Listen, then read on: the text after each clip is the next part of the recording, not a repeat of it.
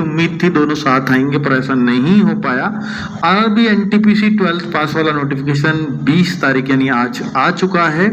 21 सितंबर से इसके form online हो जाएंगे। कल से आप इसका फॉर्म भर पाएंगे अगले 1 महीने तक। हालांकि एग्जाम में भी अब इस तरह का ही फर्क देखने को मिलेगा कि ग्रेजुएशन लेवल वाले पहले हो रहे होंगे और 12th लेवल वाले बाद में। और ऐसी भी उम्मीद है कि 12th में फॉर्म की संख्या ज्यादा भी रहे। पर एक कारण रह सकता है कि 12th में फॉर्म कम रहने की कारण कि इसमें वैकेंसीज पहले वाले से लगभग मैं कहूंगा कि 1/3 ही है। तो इस वजह से फॉर्म शायद दोनों में बराबर हो जाए, वरना तो बच्चों की संख्या 12th पास वालों की ही ज्यादा होगी, ये तो बात तय है। अब बच्चे बहुत सारे कंफ्यूजन अगर आपके होंगे कि एग्जाम आगे होगा पीछे होगा, क्या एक साथ होंगे नहीं होंगे, उन सब सवालों के जवाब दूंगा। और एग्जाम के लेवल में क्या अंतर आएगा उसकी भी बात कर लेंगे। और पहले नोटिफिकेशन को पढ़ लेते हैं अच्छे से। तो 20 तारीख यानी आज ये नोटिफिकेशन आ चुका है। 21 से फॉर्म चलेंगे, 20 अक्टूबर लास्ट डेट होगी फॉर्म की। और अगर आपके फॉर्म में करेक्शन है तो 23 अक्टूबर से 1 नवंबर के बीच लगा सकते हैं। करेक्शन का कैसे पता चलेगा? जब आप फॉर्म भर लेते हैं। वैसे तो फॉर्म भरने वाली वीडियो मैं ग्रेजुएशन लेवल में बना चुका हूं, सेम ही स्टेप होने चाहिए, बस यहाँ पर पोस्ट प्रेफरेंस का बस अंतर आ जाएगा, बाकी सब चीजें वही हैं। और बच्चे ये बहुत सारे बच्चों में कंफ्यूजन है कि सर जहां पर जो जोन भरेंगे क्या एग्जाम भी वही होगा? इसके लिए मैं अभी आपको और क्लियर करके ही बताऊंगा। मुझे लगता है कि CBT 1, जहां तक मुझे याद है तो CBT 1 आपके एड्रेस के हिसाब से हो जाता है। आपके एग्जामिनेशन सेंटर तो शायद इसमें मांग नहीं रहा तो हो जाता है, लेकिन CBT 2 के लिए शायद आपको उसी जोन में जाना पड़े, है ना। और CBT 1 भी उसी जोन में होगा या नहीं जहां फॉर्म भरा है, इसके लिए मैं थोड़ी क्लियर करके ही आपको बता पाऊंगा। चलो, पर CBT 2 के लिए जाना पड़ता है। अब अगर बात कर लेते हैं भाई 500 रुपए फीस बिल्कुल स्किन की है। जो UR है, EWS है, OBC है, उनको 500 रुपए फीस जमा करनी पड़ेगी। 250 रुपए SC ST और जो एक्स सर्विसमैन है और PW कैंडिडेट्स हैं, फीमेल कैंडिडेट्स हैं, उन सबको 250 रुपए लेनी फीस है। और इकोनॉमिकली बैकवर्ड क्लास है EBC, जिनकी साल की आमदनी 50,000 से भी कम हो उसको EBC में रखा जाता है, ठीक है। तो ये 250 रुपए। अब क्या होगा बच्चों, 500 में से 400 रुपए वापस आएंगे आपके CBT 1 देने के बाद। और इन बच्चों के 250 रुपए ले रहे हैं, 250 के 250 वापस आएंगे। CBT 1 में अगर एग्जाम में नहीं बैठे तो फिर पैसे वापस नहीं होंगे। पैसे वापस कैसे होंगे? फॉर्म में आपको आपका अकाउंट नंबर वगैरह भरवाया जाएगा, वही भरना। कहीं ऐसा ना हो इंटरनेट वाला उसमें अपने भर दे अकाउंट नंबर, फिर उसी के पैसे जाएंगे, ये थोड़ा ध्यान रखना, ठीक है। चलिए, और उसने अगर आपका अकाउंट नंबर नहीं पूछा है तो समझ जाना कि भाई वो फिर उसके में ही पैसे जाने वाले, उसने अपना जो भरा होगा। और कई बार आप ये सोचते होंगे कि मैं अकाउंट नंबर IFSC दूं, ये दूं, तो कहीं ऐसा ना हो कि मेरे पैसे ही निकाल ले। ऐसे नहीं निकलते, इस अफवाह से दूर रहना। चलो, दे देना मतलब उसको। बाकी 12th वाले बच्चों के लिए फॉर्म है और 12th में कंडीशन लगी है। वो कंडीशन मैं अभी आपको बताने वाला हूँ। 50% की कंडीशन है, उससे भी बचा जा सकता है। कैसे बचा जाएगा वो भी बताऊंगा। बच्चे यहाँ पर पहले आप समझ लीजिए कि ये 4 पोस्ट के लिए आया है। क्या वैकेंसीज बढ़ेंगी, ये बहुत बड़ा सवाल है। 3400 कुछ वैकेंसीज आई हैं, 3445 वैकेंसीज आई हैं। क्या ये वैकेंसीज इंक्रीज हो सकती हैं? जी हाँ, ग्रेजुएशन लेवल में, हालांकि लेवल की बात नहीं हुई है, NTPC में वैकेंसीज बढ़ेंगी, ये खबर आ चुकी है। कब बढ़ेंगी इस बात को क्लियरली अभी नहीं कहा जा सकता, पर ये भी नहीं कह सकते ग्रेजुएशन लेवल में बढ़ेंगी या 12th लेवल में बढ़ेंगी। पर अब तक जितने भी रेलवे के फॉर्म इस साल आ रहे हैं, सब में कुछ ना कुछ वैकेंसीज बढ़ रही हैं। ये कितने तक बढ़ रही हैं? 3 गुनी तक भी हो रही हैं। हालांकि पिछली बार जब 10+2 की 2019 में वैकेंसीज आई थी NTPC वाली, तो भी 10,000 ही पद थे, 35,000 टोटल थे, ठीक है। इस बार टोटल 11,000 है, 3,445 पद है 10+2 लेवल के लिए। क्लियर। अब अगर देखें एज, तो एज बच्चे 18 से 30 मांगते हैं इसमें जनरली, लेकिन 3 साल की कोविड की वजह से सबको छूट दी जा रही है। ये रही 18 से 33 है हर पोस्ट के लिए, 18 से 33 है, लेकिन अगर आप ओबीसी हो तो 3 साल और छूट मिल जाएगी, SC ST हो तो 5 साल 33 में जोड़ दीजिए।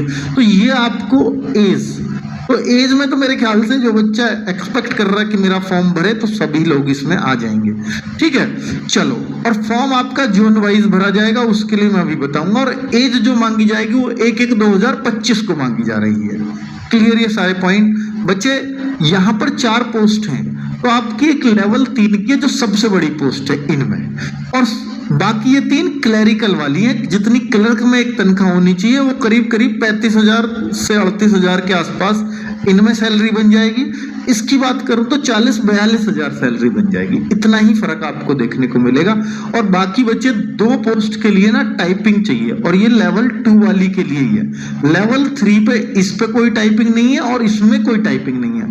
टाइपिंग होने से एक बात का बहुत अच्छा है कि CBT 2 क्लियर करना आसान है। टाइपिंग वाली पोस्ट में CBT 2 क्लियर करना आसान होगा, और CBT 2 क्लियर करना ही एक महाभारत है।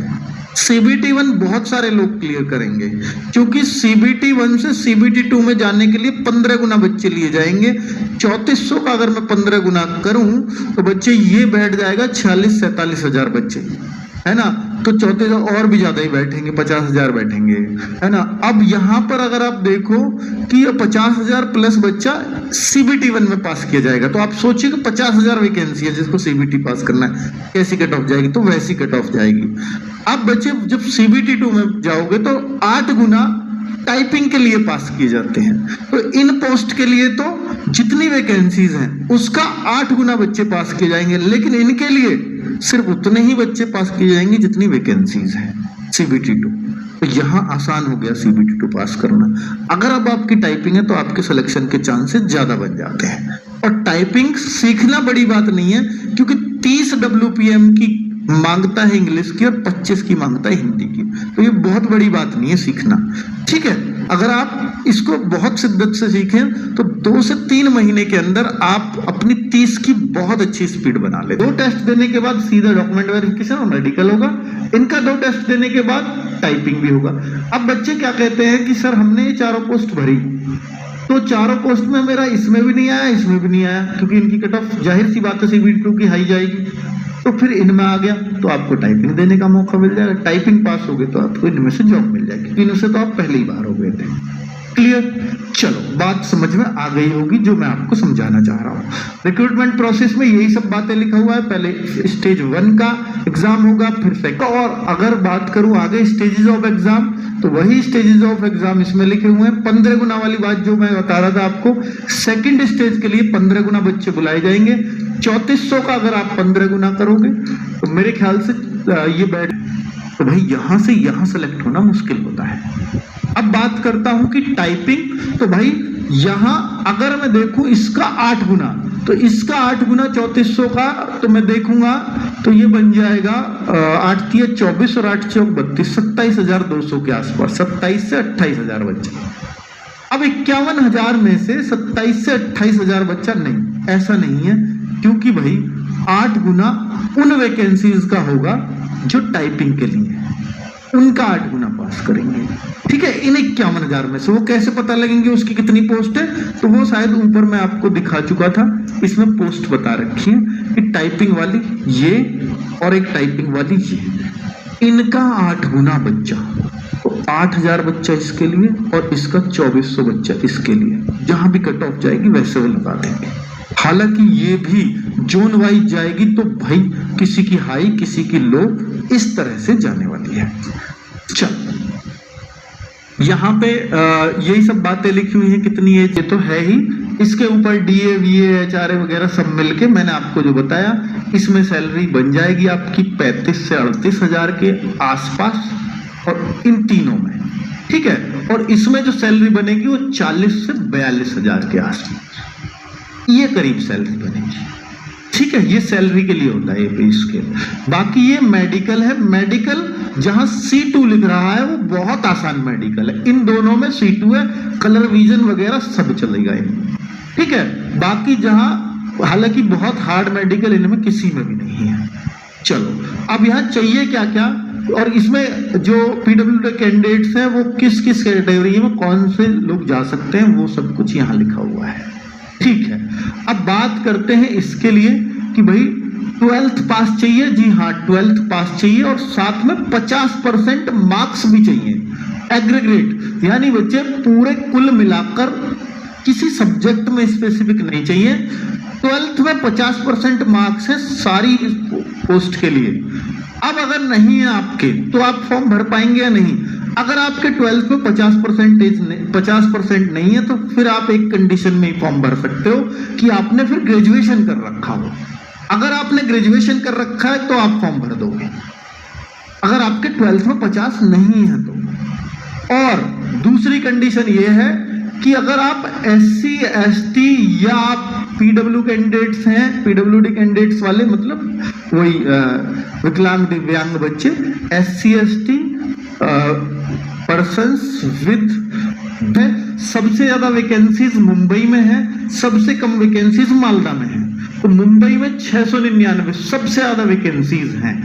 अब चूंकि बच्चों मुंबई सबके टारगेट पे रहेगा, बहुत सारा बच्चा मुंबई ही भरेगा, तो ऐसा ना हो कि इसमें कम तो है इसमें ज्यादा तो है, पर सभी बच्चों ने अगर इसमें फॉर्म भर दिया तो यही कट ऑफ ऊपर उठ जाएगी।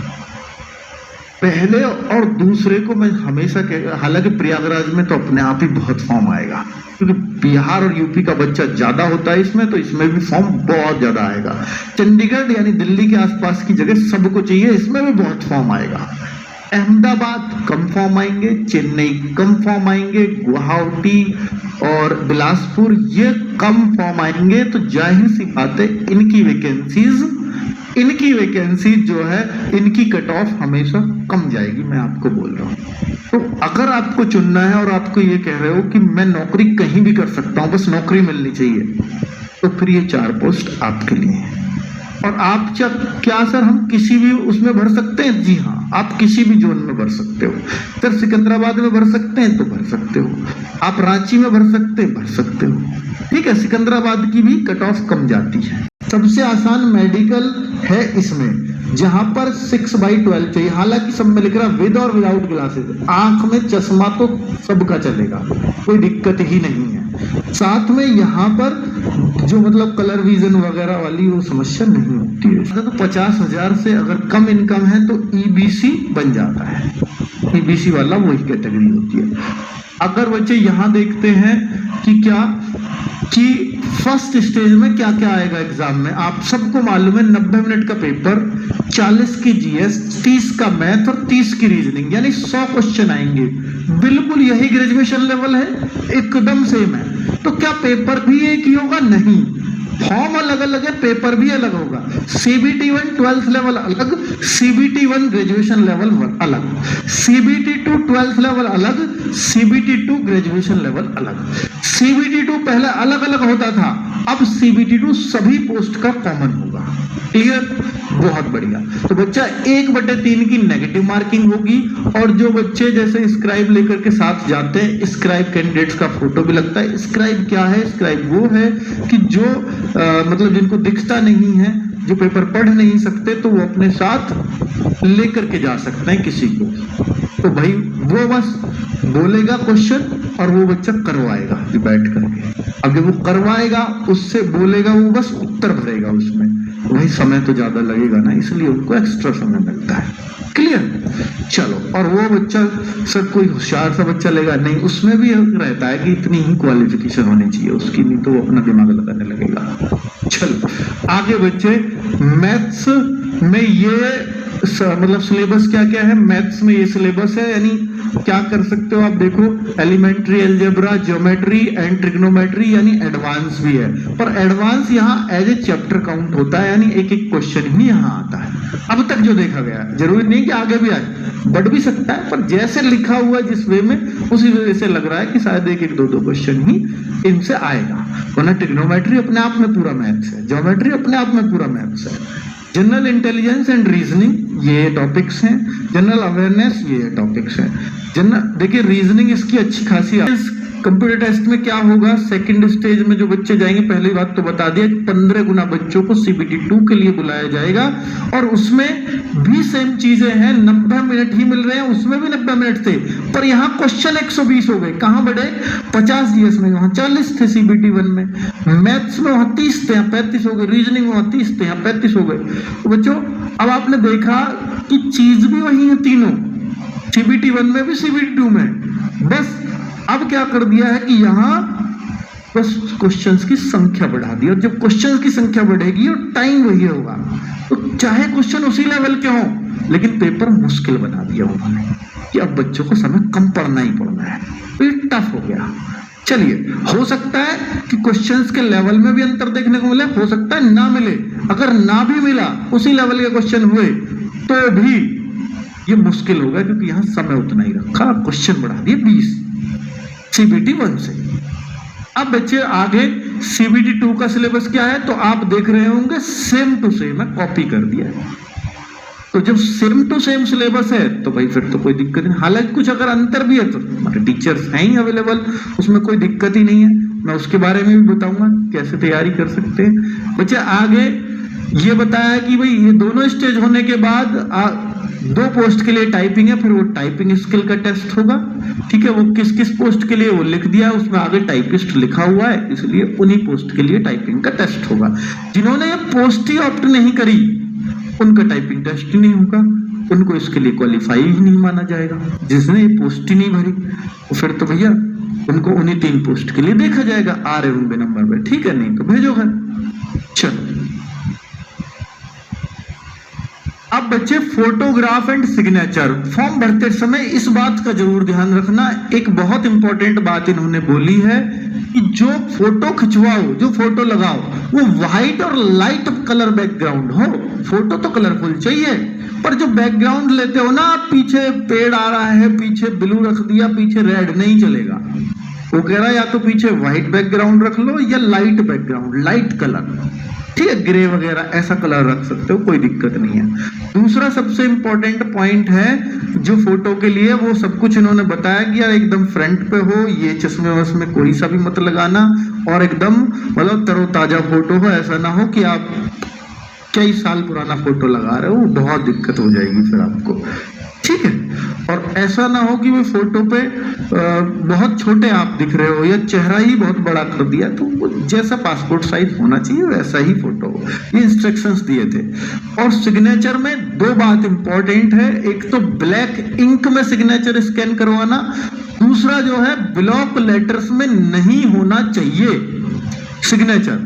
ब्लॉक लेटर्स क्या होता है, अगर मैं अंकित को कैपिटल में लिख दूंगा तो ये ब्लॉक लेटर में सिग्नेचर है, सिग्नेचर हमेशा रनिंग हैंड में आएगा, तो ये नहीं चलेगा।